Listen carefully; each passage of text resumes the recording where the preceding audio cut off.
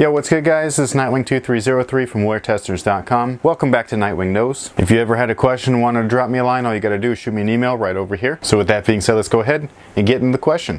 While we're eating.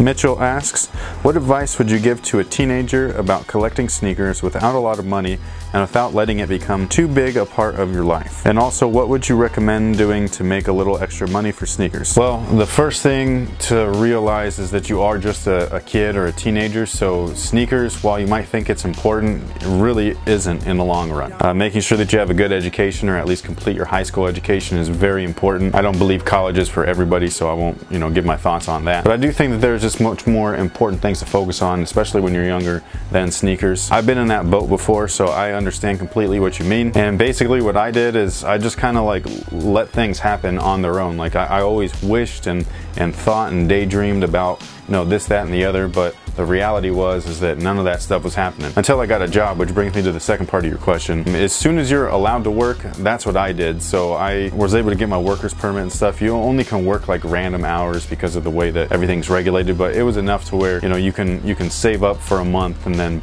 maybe buy a pair of sneakers. As far as other odds and ends, I mowed lawns, I picked up leaves, I pulled weeds, I did pretty much anything just to try to make some extra cash. You can always babysit, you can pet sit, you can house sit. There's all kinds of different avenues to be able to make money. You just have to be creative, and whatever's out there, like, don't be picky. But overall, I would say do not focus a ton of your energy on sneakers, because that's something that you can get later on in life, especially if you focus on the important stuff now while you're young. Like I said, getting that education going to where when you're older you'll be making a ton of money, hopefully. I mean, that is the plan, right? To where you can go back and buy any of the sneakers that you may have missed or wanted, or that are retroing now that you didn't have a chance to get when you were younger, which is basically the situation I'm in. I can now afford things that I wasn't able to back then.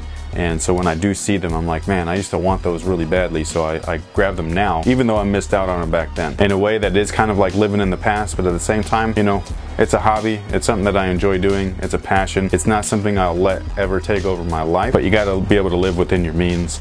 And right now as a kid, you don't really have any. So I wouldn't worry about it too much. Don't let the rich kids bother you. That used to bother me all the time. I used to get jealous and stuff. But trust me when I say this, things get better as long as you handle your business.